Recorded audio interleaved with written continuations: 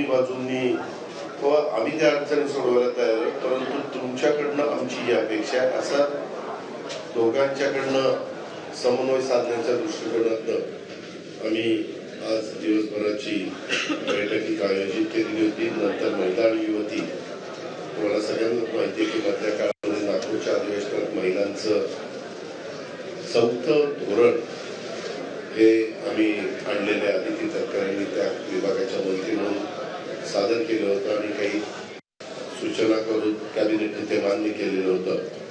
तसंच युवती विभाग देखील आता महत्वाचा झालेला आहे.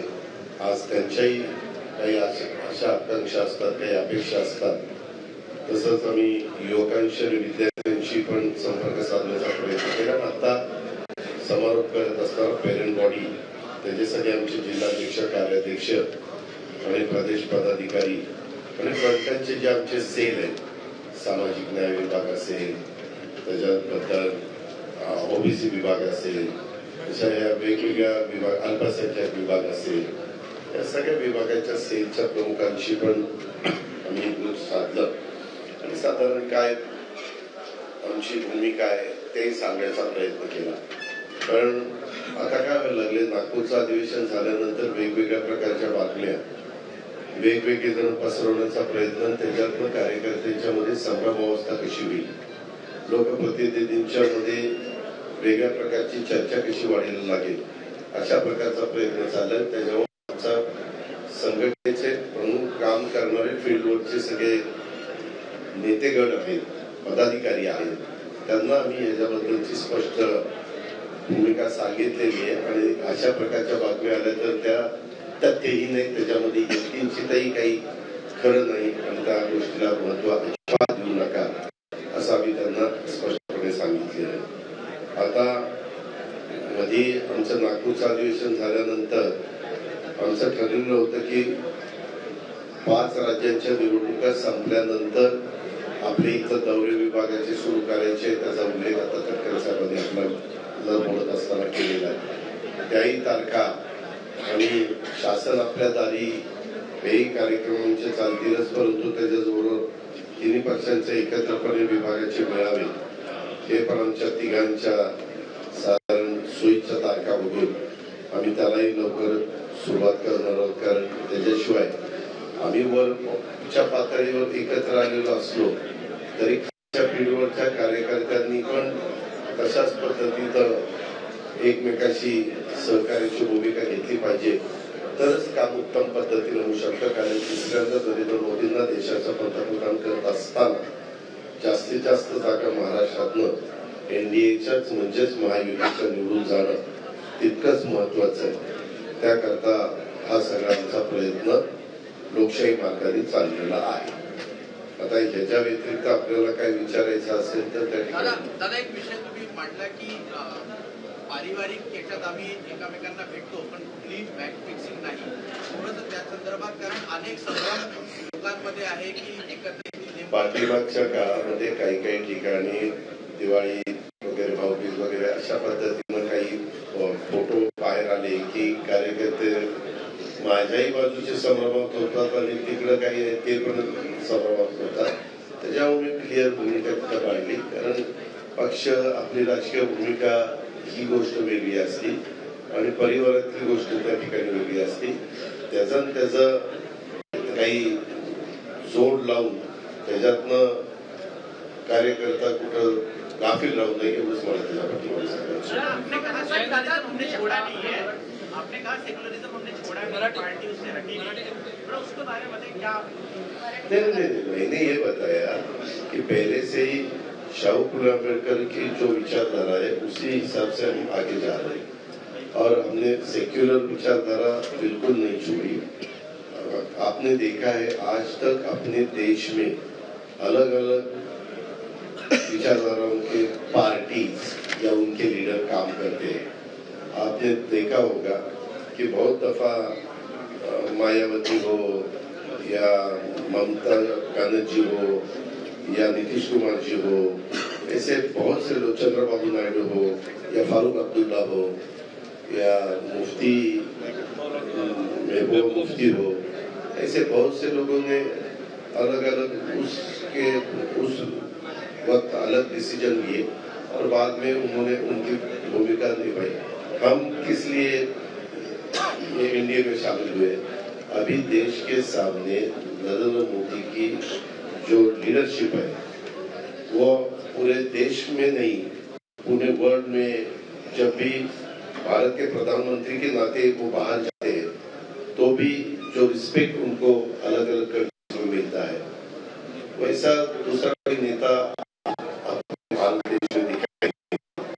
तो ऐसे नेताओं के पीछे सबने सपोर्ट देना चाहिए, सबने उनको उनके पीछे ताकत खड़ी करनी चाहिए, ऐसा हमारा कहना है और इसीलिए हमने ये डिसीजन लिया। प्राइस पे करना पड़ेगा, आपको हैवी प्राइस भी देना पड़ेगा, रेडी टू पे। नहीं, कुछ हमारे अपोजिशन वाले जो अभी हमारे अपोजिशन में है वो लोग हमारा बेस डिस्टर्ब करने के लिए, हमारा वोटर को कुछ ना कुछ उनके मन में डाउट लाने के लिए अलग अलग स्टेटमेंट निकालते हैं, वो गलत है। और इसीलिए मैंने कहा कि हम यही विचारधारा से जा रहे हैं, लेकिन हमें नरेंद्र मोदी साहब की लीडरशिप देश के लिए, वर्ल्ड के लिए, उनकी जो 5वें नंबर पर अपनी इकोनॉमी आनी चाहिए, $5 ट्रिलियन के बारे में उनका जो काम चालू है, ये सब बहुत अच्छा कदम है, इसलिए हम उनको समझते हैं।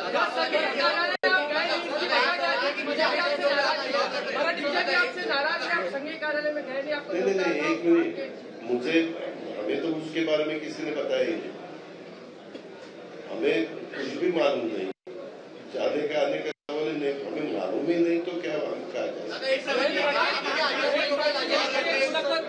पाटील यांची एक मुलाखत आता सोशल मीडियामध्ये व्हायरल झालेली आहे, त्यांना स्पष्ट केलं कुठेतरी शंका उपस्थित केली आहे की 17 कोटींच्या आरोपांमुळे सत्तेमध्ये सहभागी झाले, याला उदाहरण देताना पहाटेचा 8चा शपथविधी आणि त्यानंतर आता 2 जुलैला तुम्ही सत्तेत गेल्यानंतर लगेचच काही दिवसांमध्ये त्याच्यापूर्वी मोदींनी जे मध्य प्रदेशात भाषण केलं तिथं 17,000 कोटींचा घोटाळ्याचा उल्लेख केला आणि त्यामुळे निर्णय त्याच्यामध्ये काही खूप तथ्य नाहीये बाबांनो, हे चाललेलं होतं ज्यावेळेस तुमचे काय त्यांचं उद्धव ठाकरे साहेबांचं सरकार गेलं ना, त्याच वेळेस आम्ही सगळे पक्षांनी सगळ्यांनी सह्या करून हे केलं होतं।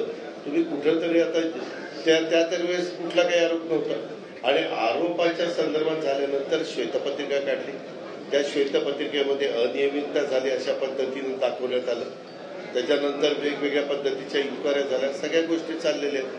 पुन्हा तेच उगाळ कितीदा 70 दाखवा तरी 70,000 कोटी, त्याच्यातले 35 तुला देऊन चुनाव लड़ने की तैयारी है, आपकी सीटों पर लोकसभा की चुनाव लड़ने की तैयारी आप लोगों की है क्या नहीं, हम उसके बारे में ठीक तरह से डिसीजन लेंगे, जब हम डिसीजन लेंगे तब बताएंगे, अभी आपको जब बताने की कोई जरूरत नहीं।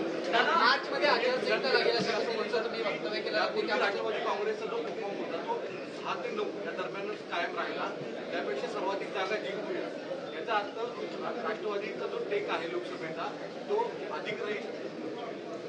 अहो, ज्यावेळेस मी कार्यकर्त्यांना बोलत असतो त्यावेळेस कार्यकर्त्यांना एक मॉरली सपोर्ट द्यायचंच काम करायचं असतं ना, का नाही? माझ्या सद्बुद्धीला जे वाटलं ते मी बोललो, तो माझा अधिकार आहे आणि तो मी निभावला। दादा, जयंत पाटील यांची जी मुलाखत झाली त्यामध्ये त्यांनी म्हटलं की जिल्हा नियोजन समित्या ज्या आहेत त्या टक्केवारीचा अड्डा बनत चालल्या। पुण्याचा पालकमंत्री अजित पवार आहे, एक माणूस 0.0001% मागितला असं दाखवा, राजकारण सुरू तुम्ही काहीतरी बोलतो त्याला काही तथ्य आहे का, काही प्रूफ आहे का? उद्याच्याला मी म्हणालो की तुम्ही हा मला प्रश्न विचारण्याच्या करता इतकं घेतलं, काय तुला राम मंदिर के इसके लिए आप जा रहे हैं, निमंत्रण आपको आया 22 तारीख को राम मंदिर का प्रतिष्ठापना, आप जा रहे हैं? मुझे अभी तक निमंत्रण नहीं मिला, निमंत्रण मिला तो मैं सोचूंगा। आपको बताऊंगा।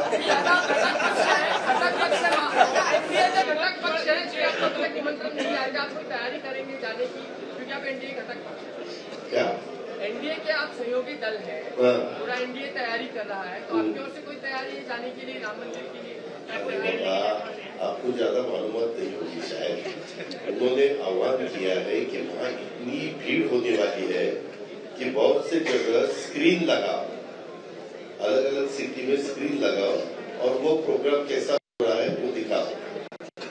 और ये आप तो उल्टा ही मुझे उसी का हिस्सा है क्या? वहाँ पे उसी का हिस्सा। अरे बाबा बुलाए तो जाऊंगा, मुझे बताऊंगा, वहाँ जो देखूंगा वो वीडियो फोन पे तुझे दिखाऊंगा। वारंवार सांगताय त्यांच्या मागण्या ज्या होत्या त्या वेगळ्या पद्धतीने स्मार्ट होतात. आता थेट भूमिका की मुंबईत येणारच सागर साहेब त्यांना जे सांगायचं ते त्यांना सांगू द्या. आम्ही सभागृहामध्ये राज्याचे प्रमुख या नात्याने एकनाथराव शिंदे साहेबांनी भूमिका मांडली. काल शासनाचे प्रतिनिधी आणि सामंतजी गेलेले होते. आपण चॅनलला दाखवलं, त्यांनी चर्चा केली. शेवटी वेगवेगळ्या मागण्या डेमोक्रेसीमध्ये वेगवेगळ्यांच्या असू शकतात. त्याच्यामध्ये वस्तुस्थिती काय काम चाललेलं आहे, कुठपर्यंत झालेलं आहे, पुढं काय आणखी गोष्टी करण्याच्या करता किती वेळ लागणार आहे हे सांगण्याचं काम केलंय. त्या संदर्भामध्ये आम्हालाही लोकांना, आम्ही सरकारमध्ये आहोत, आम्हालाही सरकारमध्ये लोकांना दाखवायचं की हे काम आम्ही त्या ठिकाणी करतोय, हे नुसतंच सरकार गप्पा मारते अशातला काही भाग नाही. आणि कालची तर ते आईचे नातेवाईक असं काहीतरी तो मुद्दा निघाला, तर त्याच्याबद्दल ती चर्चा निष्फळ ठरली असं मी टीव्ही मध्ये पाहिलं. आत्ताच तुमच्या पुढं एका मंत्र्यांचा त्याच्यापैकी मला फोन आलेला होता. ते म्हणले आम्ही पुन्हा प्रयत्न करतोय, परंतु सीएम पीसीएमच्या कानावर घालावं म्हणून त्यांनी आम्हाला फोन केला. अरे बाबा काढू ना, मार्ग काढू ना, काहीतरी चर्चेअंती चांगलं काहीतरी निघेल अशी आशा करायला काय हरकत आहे.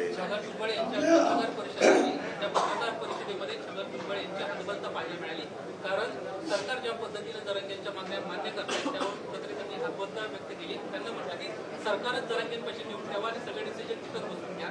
एकंदरीत सरकार बदला एक मंत्री ज्येष्ठ नेते ते अशा पद्धतीने वक्तव्य करतात. ते आमच्या पक्षातले पण ज्येष्ठ नेते, तुमच्या सांगण्यावरून नाही, मी त्यांना स्वतः भेटीन आणि त्यांना बोलेन की काय नक्की आपण बोललाय आणि समीरशी पण बोलेन. आपण काळजी करू नका, योग्य तो मार्ग काय. अगर भुजबल साहब अगर लिखित है वो असमंजस स्थिति में है, सरकार की सुनने मुद्दा रख रहे हैं और ओबीसी में घुसने का पूरा प्रयत्न है, वो कह रहे हैं कि सारी बातें मान ली जाए जरांगे पाटिल की हकबलता है क्या? हम उसमें से ओबीसी को भी जो उनके मन में है वो करने की कोशिश करेंगे और इसमें से ठीक तरह से रास्ता निकालेंगे. धन्यवाद.